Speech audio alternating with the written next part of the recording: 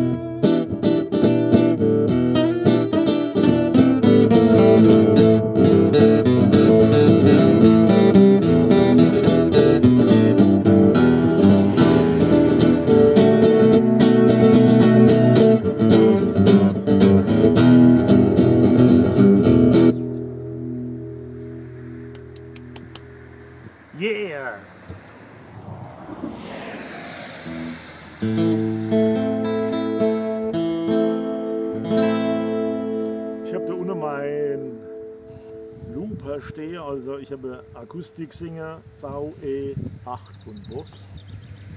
Das haut mir die ganze Zeit ab, weil ich habe Kunststoffdeckel drunter und der rutscht in den Waldboden. Jetzt machen wir ein bisschen eine Reise nach Spanien. Ich gucke mal, dass ich das da reinkriege.